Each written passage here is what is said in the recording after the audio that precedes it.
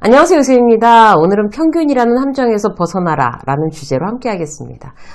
이 주제는요, 이번에 신작 나답게 사는 순간 비로소 어른이 되었다. 이 책 중에 한 챕터이기도 한데요. 우리가 이제 평소에 착각하고 있는 그런 이제 평균이라는 함정, 여기에 대해서 구체적으로 알아보는 시간을 갖도록 하겠습니다. 우리가 책을 읽다가 또는 이제 좋은 영상을 보다가 내가 이걸 한 몇 년 전에만 알았어도 얼마나 좋았을까 이렇게 후회가 되는 적 있죠. 그 유쌤의 직장 수업 유튜브 채널에도 이제 여러분들이 댓글 달아주시는 것 중에 그런 이제 댓글이 있어요. 이거를 그때 알았어도 직장생활 훨씬 더 재밌게 했을 수 있을 텐데 막 이런 후회에 가득한 말들 있잖아요. 후회는 누구나 하죠. 근데 재미있는 건요, 후회를 덜 하거나 아예 안 하는 그런 사람들도 있다는 거죠. 후회 따위 없이 사는 법을 이미 알고 있는 사람들도 의외로 많습니다. 이제 후회 없이 사는 어떤 이제 그 방법은 여러 가지가 있겠지만 대표적으로 이제 한 가지로 말씀드리면, 나 혼자만의 착각 속에 살고 있는 게 없나? 이렇게 자꾸 경계하는 거예요. 그러면 이제 후회가 평소에 하던 것보다 좀 덜 할 수 있겠죠? 우리가 착각하다가 결국 나중에서야 후회하는 일, 대표적인 게 바로 이거예요. 내가 소속된 조직 내에서 나는 그래도 중간은 간다. 이런 착각. 이 착각이 사실은 굉장히 무섭습니다. 그래서 이 부분에 대해서 이제 얘기를 해볼 건데요. 여러분들도 이제 한 회사에 오래 다니거나 이제 이러신 분들은 그 굉장히 긴 시간 동안 알고 지냈던 이제 선후배들이 많죠. 사실 그렇게 치열하게 막 10년, 20년 같이 근무를 하다 보면 다 그냥 고만고만한 직급과 실력에 그냥 도토리 키재기 이렇게 생각할 수 있어요. 근데 그 철석 같은 믿음이 틀렸다는 건 언젠가 하면 이제 동료들이 하나둘씩 퇴사하고 그 이후에 이제 적나라하게 밝혀지죠. 회사에서 한참 잘 나가던 그런 이제 선배가 퇴사 후에는 이렇다 할 일 없이 그냥 소소하게 계속 이제 일을 뭐 접었다 뭐 펼쳤다 해가면서 별 이제 실적 없이 그렇게 지내는 경우도 있고, 저 사람이 저렇게 유능했어? 이렇게 생각될 만큼 존재감은 없었는데 퇴사하고 나서 굉장히 잘 나가는 그런 사람도 있죠. 그리고 막 경제에 대해서 정말 글로벌 경제에 대해서 완전히 그냥 빠삭하던 그 어떤 직원이 퇴사하고 뭔가 이렇게 자기 정말 몇 평 안 되는 그 자영업을 제대로 뭐 어떻게 해볼 수가 없어서 막 쩔쩔매는 그런 것도 본단 말이에요. 그런 차이들이 왜 벌어질까요? 우리가 이제 내가 속한 조직에서 뭐를 하든 누구와 비교하든 난 이제 평균 이상이라는 어떤 믿음을 가지고, 그리고 어떤 자신의 경쟁력이나 이런 거를 계속 개발하지 않게 되면 이제 그런 사태가 벌어지는 경우들이 있습니다. 결국 퇴사하고 나서야 내가 경쟁력이 없었구나, 그때 가서야 알게 된다니까요. 굉장히 무서운 사실이에요. 예를 들어볼게요. 이제 후배가 이제 컨퍼런스에서 막 발표했어요. 회의 시간에 막 솔루션을 내놓으면 이제 그 후배가 이제 솔루션을 내놓으면 그걸 미리 결제하는 이제 직장 상사가 나라고 생각해요. 그러면 나는 그 후배가 컨퍼런스에서 막 발표를 하고 있으면 그 수준보다 자기가 훨씬 더 높은 수준이라고 생각해요. 왜? 나는 그 친구가 어떤 이제 일을 할 때 그걸 다 결정해 주는 사람이니까. 근데 사실 그렇지 않을 수 있어요. 그 후배보다 훨씬 형편없는 결과물을 내놓을 수도 있고요. 그 후배만한 아이디어를 못 낼 수도 있죠. 우리의 모든 문제는 내가 그 조직에 속해 있으니까, 그 직급에 있으니까 그래도 중간은 간다, 이 근거 없는 믿음에서 시작합니다. 그래서 나는 중간은 간다, 오히려 중간 이상이다라는 그렇게 착각하는 동안에 똑똑한, 정말 주제 파악이 되는 똑똑한 동료들은 자기만의 돌파구를 찾기 위해서, 자기 경쟁력을 키우기 위해서 굉장히 지금 오늘 이 시간에 노력하고 있는 그런 경우들도 있단 말이에요. 중요한 건 뭐예요? 나라는 사람이 이 조직 안에서 수준 미달일 수도 있다는 사실을 인지하고 있어야 돼요. 1인분이 아니라 내가 0.8인분밖에 못하고 있는 거 아닐까? 뭐 0.5인분의 직원은 아닐까? 이거 이제 경계하셔야 되는 거죠. 이게 다 훗날에 밝혀져요. 자체적으로 얼마나 조직을 떠나서 생존할 수 있는가, 어떤 방식으로 살아남는가, 그 결과가 말해주는 거거든요.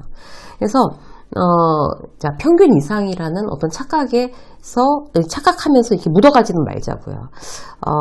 어떻게 해야 내가 그 속해야 하는 그 공동체에서 평균 이상이라는 어떤 착각을 하지 않을 수 있을까? 평균을 넘어 진정 경쟁력 있는 사람으로 나를 관리할 방법이 무엇인가? 한 두 가지로 알아볼 건데요. 첫 번째는 인생의 지름길은 없다라는 사실이에요. 살다 보면 이제 어떤 여러 가지 상황들이 우리 앞에 닥치죠. 그래서 뭐 다른 사람, 어떤 사람이 주식을 뭐 해가지고 대박이 났다는 둥, 코인으로 뭐 얼마를 벌었다는 둥, 뭐 이렇게 나는 한 달에 뭐 진짜 그 꼴랑 월급 그거 버는 어떤 이런 상황인데 다른 사람들은 너무 잘 나가. 그러면 이제 어느 날 이게 너무 내 현실이 힘들어지고 그렇게 되면 인생 한 방에 현혹될 수 있어요. 근데 그 한 방에 현혹되시면 안 됩니다. 그렇게 쉽고 빠르게 돈을 버는 방법은 사실 없어요. 성공하고 싶다면 가장 현실적인 방법이 뭘까요? 누구나 다 아는 그 상식적인 내용을 실천을 하느냐 안 하느냐가 결국 우리의 성패를 가르죠.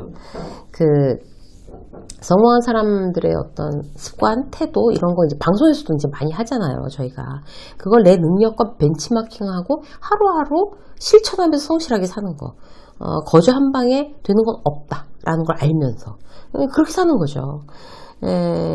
쉽고 이제 빠른 길은 없다는 원칙이 나한테 있으면 어려움이 있을 때 정면 돌파를 선택하게 돼 있습니다. 정면 돌파 어떻게 하는 걸까요? 일단 문제를 쪼개고 애매한 건 명확하게 객관화시키는 거예요. 그 후에 냉정하게 제3자적인 입장에서 결과를 어떻게 받아들일 건가 이렇게 생각해 보면서 해결 방법을 만들어내는 거죠. 그 예를 들어 볼게요. 회사가 이제 매출 급감했어요. 그래서 인원을 축소한다고 결정이 났어요. 그래서 굉장히 소문이 금방 돌아버린 거예요. 이미 사세가 기울고 있으니까 다들 불안해하죠. 온통 신경 막 곤두세우고 있으니까 그렇게 빨리 소문나는 건 너무 당연한 거예요. 그럴 때 직원들이 이제 여러 유형으로 나뉘어요. 아, 설마 나는 아닐 거야. 지금 내가 나가 다른 거 뭘 해? 난 못 나가. 이러면서 현실을 외면하고 이제 막 임원들이나 이제 막 사장 근처도 안 가고 막 이렇게 피해 다니는 거죠. 그야말로 회피형. 이에 반해서 정면 돌파형은 어떨까요? 일단 문제를 쪼개요. 내가 나이도 많고 직급도 높으니까 퇴사를 권유받을 확률이 사실 굉장히 높겠구나. 딱 현실을 정면으로 인정하는 거예요. 그러면 시기가 언제가 될지, 어떤 방법으로 퇴직자를 결정할지 아예 그 뭐 임원이나 대표한테 정중하게 면담 시청에서 물어보는 거죠. 결코 피해 다니지 않는 거예요. 그리고 나서 자기 현재 조건을 냉정하게 따져보는 거예요. 내가 좀 창업을 한다면 과연 투자할 여력이 있나? 보고 내 적성은 그게 창업이 맞을까?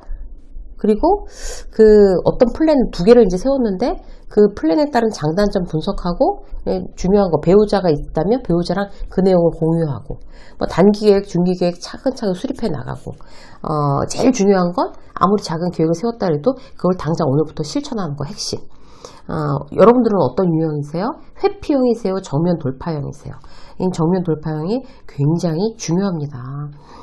그래서 이제 그 정면 돌파형이 인생의 지름길이 없다라고 생각해야 정면 돌파가 가능한 거고, 그래야 내가 경쟁력 있는 사람으로 나 자신을 관리하는 첫 번째 방법이 되는 거예요. 자, 두 번째, 위기를 알아채는 힘을 기르는 거예요. 위기인데도 위기인 줄 모르는 사람들이 많아요. 그거보다 더 문제는 뭔가 하면 위기인 줄 알면서 아무것도 안 해. 그 사람이 이제 더 힘들어지는 거죠. 자, 지금이 위기인가 아닌가 한번 생각해 보시자고요. 사람마다 위기의 기준이 다르긴 해요. 종종 이제 어떤 말이 있냐면 네가 정상에 오르면 그때 악마가 찾아온다, 이런 말이 있어요. 그걸 딱 정확하게 표현했던 게 예전에 왜 여러분 기억하세요? 그 오스카상 그 시상식 때 세계적인 배우 윌 스미스가 왜 그 폭력을 휘둘러서 화제가 됐었던 적이 있었잖아요. 그 배우가 이제 나무주연상, 윌 스미스가 그날 나무주연상을 받았어요. 그런 영광된 순간이 그 사람한테는 위기였던 셈인 거죠. 교만해지고 그러다 보니까 화를 누르지 못하는 그런 실수를 저지른 거예요. 그때가 그 영광스러운 그 순간이 위기였는데 그걸 몰랐던 거죠. 우리는 정상에 섰을 때 구설수에 오른 사람들 많이 보잖아요. 일이 잘 풀리고 잘 됐을 때 지금 위기구나, 이렇게 아는 사람은 굉장히 지혜로운 사람이래요. 살면서 뭐가 잘 된다, 뭐 진급도 빨리 된다거나 아니면 뭐 장사도 잘 된거나 소위 잘 나간다 이러면 지금 위기구나 깨닫고 이렇게 딱 마음을 이렇게 납작하게 딱 엎드리는 그런 마음이 너무 중요한 거죠. 엎드리는 거 어떻게 하는 거예요? 실제로 이렇게 엎드릴 수는 없잖아요. 그러니까 말 한마디, 행동 하나로 굉장히 조심하는 노력. 이게 바로 위기 때 위기를 알아차리는 힘을 기르는 방법이에요. 회사에서 위기란 언제예요? 진급했을 때. 그때가 위기란 사실 잘 모르는 경우가 대부분이에요. 당사자들은 너무 좋은 거죠. 이제 진급했으니까 그 직급을 누리려는 마음이 생겨요. 누구나. 부장이 됐으면 그만큼 내가 대접받아야 된다고 생각해요. 왜냐하면 자기가 부장들한테 예전에 그 의존했던 그 경험치가 있거든요. 난 이렇게 윗사람 떠받들었는데 뭐 나도 그만큼은 대접받아야지. 이게 뭐예요? 바로 본전의식이에요. 근데 안 먹혀요. 요즘 2030들한테는 본전의식이 먹히지 않습니다. 그들은 제로 베이스 의식이 있으니까. 그러니까 신입사원이 왜 법인카드는 과장만 쓰고 나는 못 써요. 이런 소리가 나오는 거예요. 진급해서 대접받으려는 순간 이제 위기가 그때 찾아옵니다. 충돌이 시작되는 거죠. 이 부분 조심하셔야 돼요. 또 하나 진급 위기를 예로 들면요. 처음으로 이제 내가 관리자가 됐다고 쳐요. 팀장이 돼서 막 의욕이 막 넘쳐나요. 그 팀원들을 다 휘어잡아서 내 카리스마를 보여주겠어. 근데 쉬울까요? 그렇지 않아요. 그 직원들을 통솔할 수 있는 나 자신의 실력을 키우는 일은 하루아침에 되지 않습니다. 서두르지 말고 초조해하지 말고 한 걸음씩 리더로서 나의 성장에 집중하는 거. 이게 위기를 알아채고 대비하는 능력이라고 할 수 있어요. 일터에서 또 다른 일상에서 우리는 종종 함정에 빠지죠.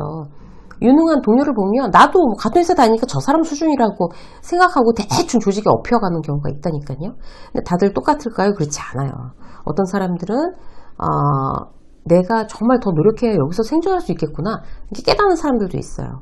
어쩌면 내 후배들은 리더인 나를 쳐다보면서 저 수준이면 저 선배 얼마 못 가 이렇게 냉정하게 판단할 수도 있어요. 근데 나한테 말해줘요? 말 안 해준다니까요. 그래서 중요한 건 뭘까요? 내가 어떤 순간이든 내가 내 경쟁력을 키우기 위해서 끊임없이 노력해야 돼요. 그 노력은 이제 남들은 다 아는데 나만 모른 채 이제 난 평균은 갈 거야 이렇게 착각하면서 살지 않도록 그런 어떤 노력들이 나를 돕습니다. 나 자신을. 그래야 인생의 뒤통수 맞지 않는 거예요. 그것도 인생 살면서 굉장히 유능한 재능이죠. 지금 이제 해가 바뀌고 이렇게 모든 것이 다시 출발하는 이 시점에서 우리 모두가 그 재능이 필요한 시점입니다. 유쌤의 직장서 오늘 여기까지 하겠습니다. 고맙습니다.